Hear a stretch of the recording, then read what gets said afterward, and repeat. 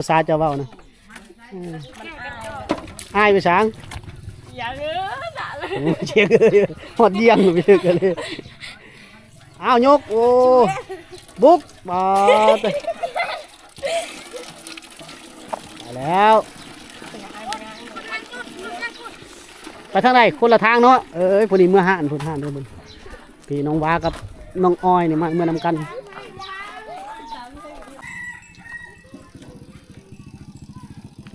ยกยังมาเด้คนงามนี่เนาะเก็บผักมาก็ลวกให้กินบัดนี้โอ้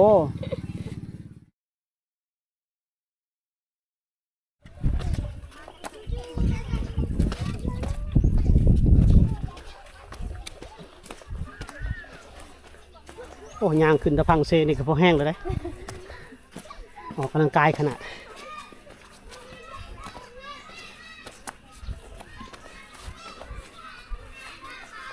งานเมืองแรงเขามาหากินเห็ดเขาลงมาหากินเนาะอากาศบด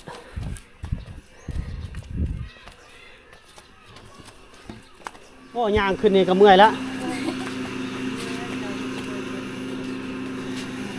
นี่เพื่อนน้องวานี่แม่น้องวาเนาะสบายดีเด้อจ้าจ้าพ่อไปใช้ซะ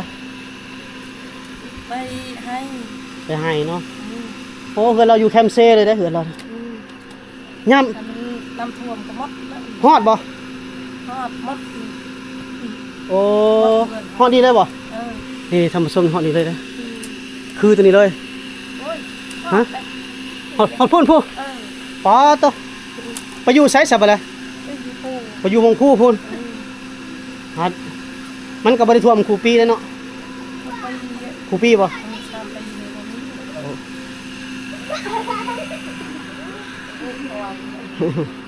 ว่าความลาวบอกพี่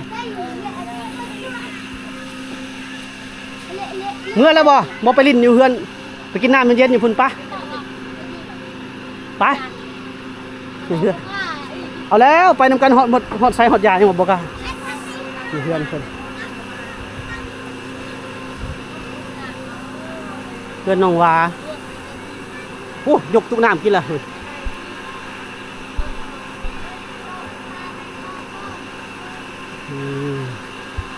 ่อนน้องวาเพื่อนเด้อทำส้มเพื่อนน้องวาลงมาลิ้นน้ำยูรุมหน่อยนึงลงมาลิ้นน้ำยูรุมหน่อยนึงโดยอะไรหลังอายเนาะบูฮูความจะคนลูกแม่นะ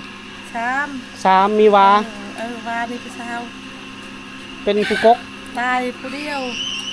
ผู้สาวผู้หนึ่งผู้ชายผู้หนึ่งน้องวานี่ตายสองคนมีลูกเขาใช่โดยโอ้โหพอเจ้าคนเราความเราบอกเก่งเนาะน้องวากับเราหลักอายโอ้โหกว่าประมวลแค่น้องวาแต่คนมาลงไม้กว่าขออนุญาตแม่เพิ่นขึ้นมาเฮือนน้องวาก่อนโอ้ฮ้อนอยู่พี่ลักลี่อยู่พี่ฮ้อนบ่โอ้อายให้กระติกเปื้อนเลยมึงถอดรองเท้าก่อนเสียบรรยาทไร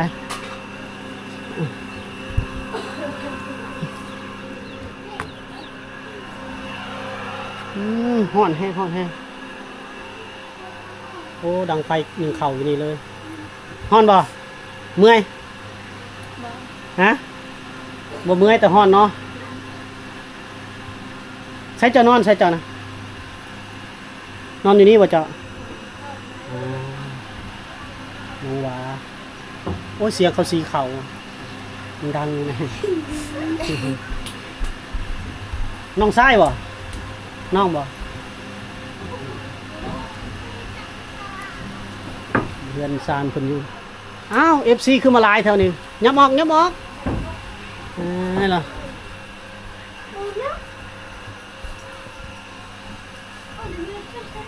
โอ้ยบักไฟเฮือนเราเขาไฟแล้วมีเซฟตี้คัทดีห่อนขนาดกำซมเลย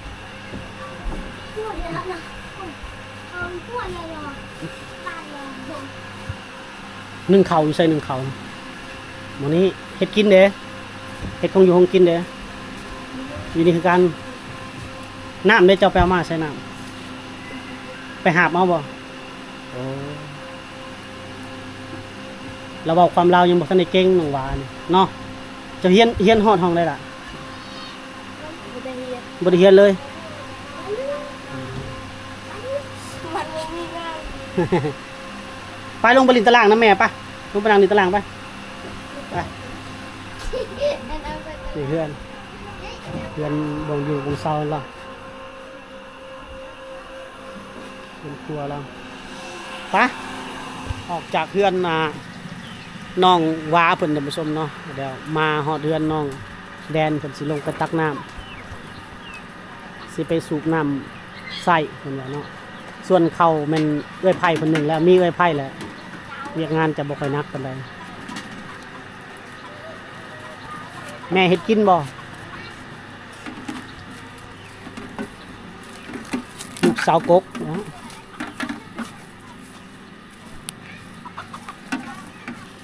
น้ำสั่งบาดาลรวมเนาะ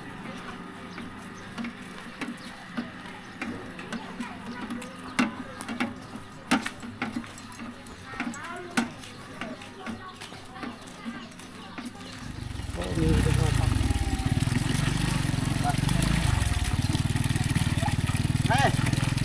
ไปเถอะมีสุกเนาะมีน้ำบาดาลรวมเป็นคน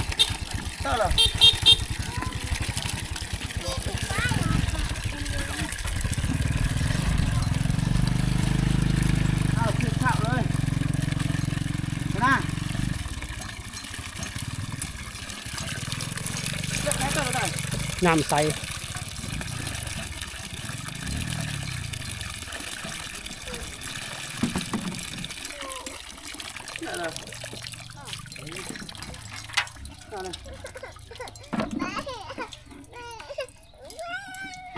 น้ำใสก็อยู่นี่เนาะน้ำกินเด้ออยู่นี่โอ้ก็อยากจางนึงแล้วกันเด้อน้ำบาดาลมันจางอยู่แล้วเนาะอาบเด้ซะอาบน้ำเซตัวเฮาเห็นนะบ่คันบ่อาบน้ำเซตัวนั้นโอ้เพราะว่าเฮาเห็นขี้ลุยขี้หยังหั่นนะ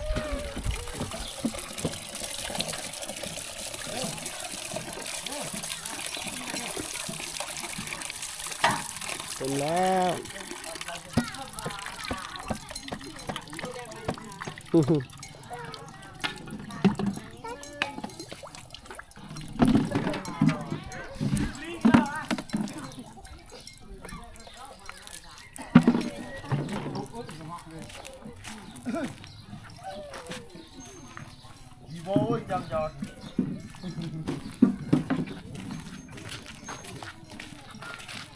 สมวิถีชีวิต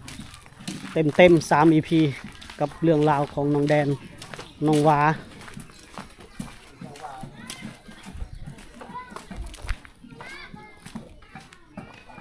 แม่ครัวกินตามเบิ่งนี่คือสิแม่นฮับแขกและท่านผู้ชมฮับบ่จเขาบ่จอยมานี่ล่ะเพราะว่าฮีตของบ้านเฮากันเนาะแขกคนมากอะครับเขาฮับน้ำมาเด้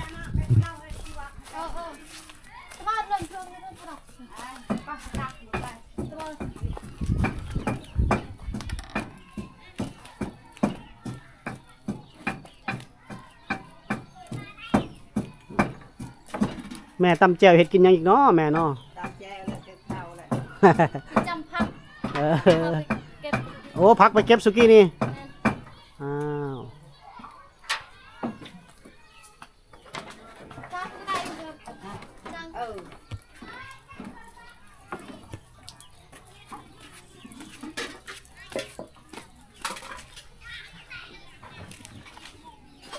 ว่าบ่มาบ่น้องว่าให้เพิ่นมานั่งลิ้นน้ำอยู่พี่บอกแล้วแหละ บอกกันแล้วจะเราบกล้ามาอายแห้งเลยโอ้เต็มเนาะมื้อนี้3 EP บุกกันเรื่องราวของน้องแดนหวังว่า FC จะถึกใจเนาะท่านผู้ชมเนาะ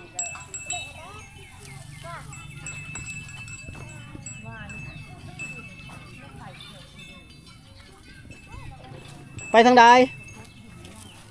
ไปยังเกาะ ตักน้ตักน้ำ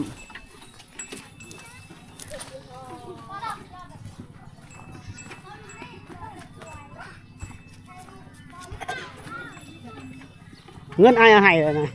เงินอายแหละไว้ให้โตเติมบัตรมาตักบ่อเดียวกันนี่บ่โอ้โอ้ยางหลัดทางนี้มาเลย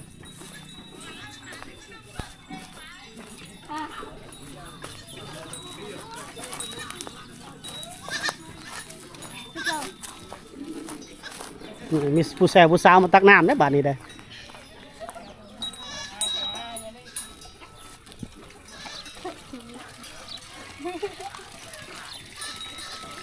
นี่แม่ค้ามาตักน้ำแม่ค้าซื้อได้ก็ลืมเลย ำ ซื้อยังก็ ลัก ลักแม่ค้าลักอ๋อตัวนี้ฟันเล็ก ตามนี้ ฟันเล็กอยู่ไหนผมทองฟันเล็ก เอามาแบกเอาเลยใส่ขู่เจ้า อู้มัวแต่อายเนี่ยละ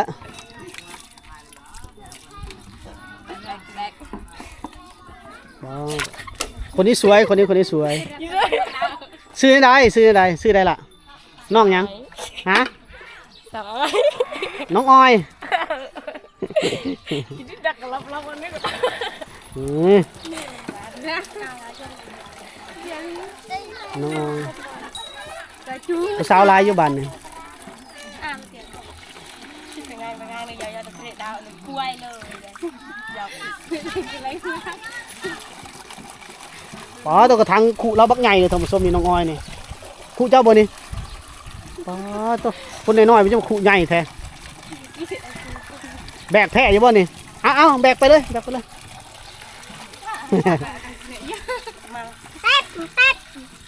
เต็มแล้วทางนี้ทางน้องวาน เก็บเป่าตึกลง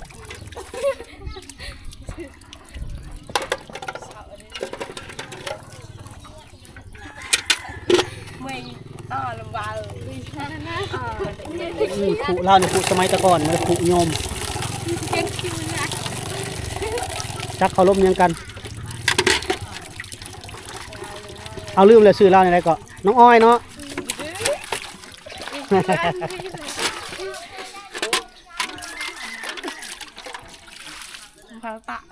ทางใดเฮือนเจ้าล่ะเห็นแวบๆอยู่แบกขู่มาเมื่อกี้นี่เอาฮอตคิวไปได้ละแบกไปพร้อมกันเลยหมักม่วงเป็นแล้วแถวนี้น้องรักน้องออยนี่ฟันเล็กเด็กแนวเลยผมทองน้องวานี่สาวบ้านๆเลยน้องวาให้ส้มวิถีชีวิตความเป็นอยู่ของข้าเจ้าทำส้มเนาะนำสั่งรวมปิดหนาปิดตาจะได้เธอเลย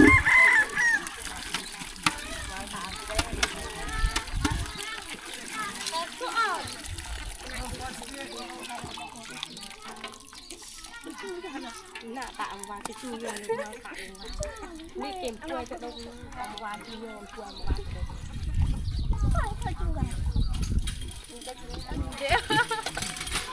แบกพร้อมกันเลย อ้ายโบน้ำเมื่อดอกเฮือนเจ้านะพูดอ้ายสิน้ำน้องวาพูดเฮ้ยซุ่มสิบอ้ายหูมดภาษาเจ้าเว้านะอ้ายไปสางอย่าเลยด่าเลย เชียร์เลยหอดเยี่ยงไปเลยกันเลยอ้าวยกโอ้บุ๊กมาไปแล้วไปทางไหนคนละทางเนาะพอดีเมื่อห่านพูดห่านด้วยบุญพี่น้องวากับน้องอ้อยนี่มาเมื่อนำกัน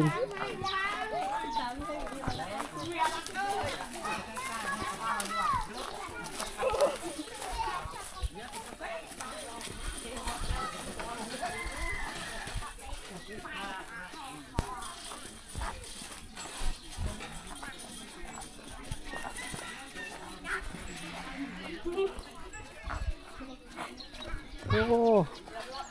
วิธีแบบดั้งเดิมเนาะของสาวลาวในชนบท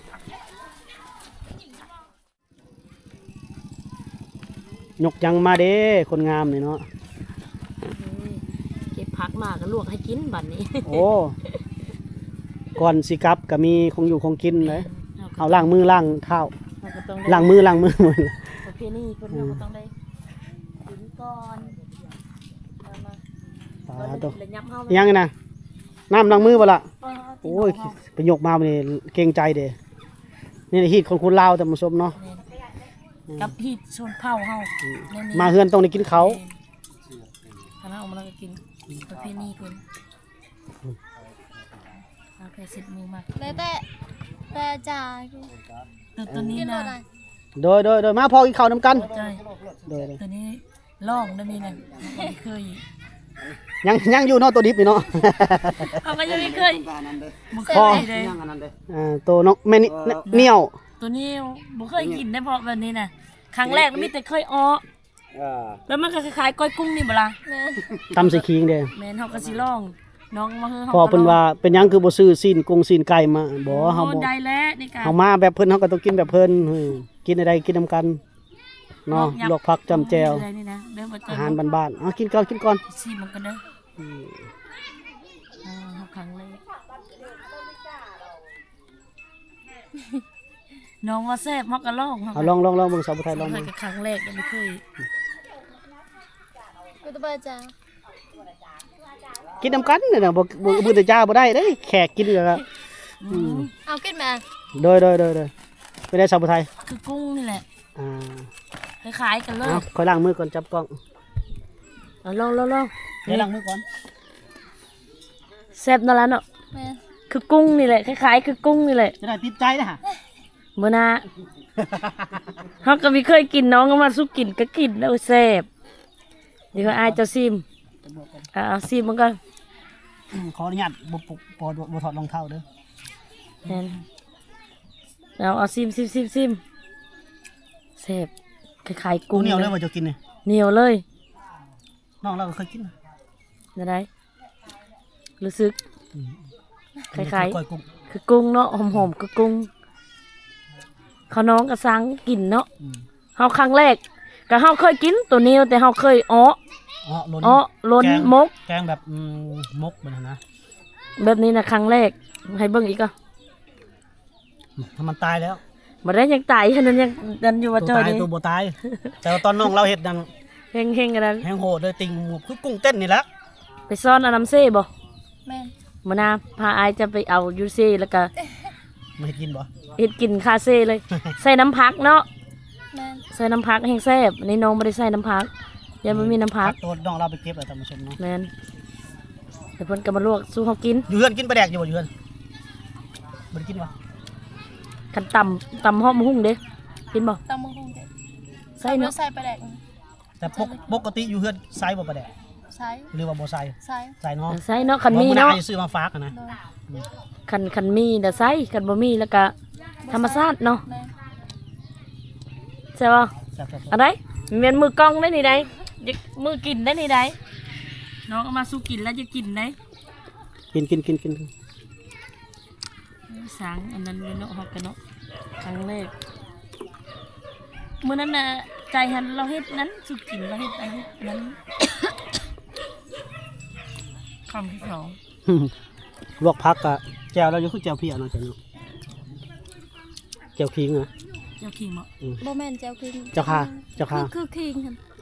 ค่า ข้าบ่ เขาก็เข้าให้ได้พี่น้องเอ้ยเข้าให้เข้าให้อ่อนๆไปกินข้าวให้โอ้ยนี่เพิ่นหักแพงแล้วเพิ่นยังยกปลาเขาสู่กินนี่ พาคนไป เอามามื้อนี้ก็บ่ได้ถือหยังมาติดไม้ติดมือมาฝากน้องเลย มาลองมึงนี่ มาลองทางก่อนจักไก่จักสำใดมื้อหน้ามาจังมีหยังมาตอดมือเด้อ โดย แต่ว่าเดี๋ยวเฮาสิให้อันค่าเสียเวลาน้องเรามื้อนี้เนาะท่านผู้ชมเนาะจะได้ก็เฮาให้อยู่แล้วน้องๆทุกคนที่ร่วมงานกันเฮาให้ทุกคนบ่ได้เคยอันนั้นบ่ให้จักคนโอ้สาวบ่ไทยแซ่บขนาดเนาะกินแล้วก็ดี งาพา กุ้งนี่มีอยู่บ่กุ้งสอนกุ้งอยู่ห้วยนี่มีบ่ มีแต่บ่ได้ลายปานใด บ่หลายเนาะ แม่ ตูนนี่กำลังออก ตัวเหนียวกำลังออก เนาะ แต่ เจ้าซ้อนน้ำซี แต่เฮ็ดได้ก็ตาม แต่ว่ามักที่สุดเลยมันเจ้าแกง แม่น แกงแบบแกงบ้านๆเฮานะบ่ได้ก็แซ่บไปสอนมาแล้วแกงไปเอามันยังแซ่บกินไปดังสดน้ำมันโอ้แซ่บกุ้งตัวนั้น เอามืออาจจะพ่อนนะส่วนแม่เฮ็ดให้ได้กิน ยังบ่ยังบ่มีติอยู่พุ่น มีก็ไม่ได้หลาย เหนียวแบบนี้มีบ่ มี อันนั้นเหนียวหน้าติอันนั้นมันไม่เหนียวห่วย จะกินได้อยู่บ่เนาะ บ่ได้ดอกน้ำมันต่างกันเลยน้ำนาน้ำคัง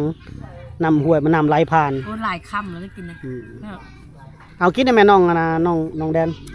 อิ่มเลย อิ่มแล้ว โดย โอ้ยกินหน่อยเดียวเนาะเอากินข้าวกินน้ำอิ่มเลยได้อบัดนี้เนาะ โดย ขอบอกขอบใจน้องแดนหลายๆทั้งพาหาอยู่หากินทั้งพาเที่ยวบ้านเพิ่นทั้งกินข้าว ทั้งยกพระเขามาสู่กินอีกเนาะ ม่วนบ่มื้อนี้ม่วนหรือเมื่อย มวน ม่วนเนาะ ทั้งมวนทั้งเมื่อย สุขประสานเนาะ ครั้งแรกที่ออกคลิปพร้อมเด้เพิ่นน่ะเนาะบ่เคยออกจักเทื่อเนาะ แม่น ครั้งแรกเลยเราก็ว่าตื่นเต้นเด้แต่ว่าหับปากอันเบาจอยไว้แล้วเพิ่นว่าคันบอกล่วงหน้าแต่มื้อกลางคืนจะนอนทำบ่หลับพุ่นแหล้ว บ่อันคนในบ้านก็แนมดูกระทึกเนาะบ่จักเด็กนอกเด็กน้อย แบบน้องๆลูกหลานมาเบิ่งเด้กระตื้นกล้องแน่ อ่า ก็ดีน้องก็ยังนั้นได้ ก็ยังถือว่ายังเก่งแล้วสำนี้โอเคให้ความร่วมมือพร้อมเด้ก็FC ท่านใดครับชมอยู่ก็ถึกอกถึกใจฝากกดไลค์กดแชร์กดติดตามแล้วก็คอมเมนต์เข้ามาเด้อว่าให้มาเยี่ยมมายามน้องแดนเพิ่นอีกเนาะหรือมีของฝากอยากฝากมาหาน้องแดนเพิ่นก็ได้เนาะท่านผู้ชมดูอยากให้กำลังใจเพิ่นน้ำจิตน้ำใจให้น้องเพิ่นก็ติดต่อเข้ามาได้เด้อเนาะท่านผู้ชมเนาะให้กำลังใจบ่จอยให้กำลังใจบ่จอยให้กำลังใจสาวบุตรไทยแล้วก็น้องแดนเนาะเฮาสิกลับแล้วบัดนี้ 4 โมงกว่าๆแล้ว หาโมงยังเลย 5 โมงแล้วโอกาสหน้าจังมาหาน้องพอดีนัดน้องคนใหม่เนาะน้องว่างอีกก่อนเนาะท่านผู้ชมโอเคพบกันใหม่ใน EP หน้าสไลด์พีดีสบายดีสบายดีล่ะ โดยสวัสดีบ๊ายบาย จักบายบายได้อบัดนี้ได้ โอเคบ๊ายบาย เดินผ่านรอยยิ้มพริ้มเราไปแสงแดดลูบไหลให้ใจเราสั่นสาวงามบ้านป่าข้ายังรอทุกวัน แค่ได้เห็นเธอในฝันหัวใจก็เบิกบานสาวงามบ้านป่าดังดอกไม้กลางไผ่แม้ห่างไกลเพียงใดข้าก็ยังรักเธอ ลมโชยมาเย็นกลางทิวเขาหวังได้เคียงข้างเจ้าอย่างแสงจันทร์เพลงแหว่งแหว่งโลกท้องทุ่งดินปั่นเธอคือแสงนั้นที่ข้าเฝ้าคอยสาวงามบ้านป่าข้ายังรอทุกวัน แค่ได้เห็นเธอในฝันหัวใจก็เบิกบานสาวงามบ้านป่าดังดอกไม้กลางไผ่แม้ห่างไกลเพียงใดข้าก็ยัง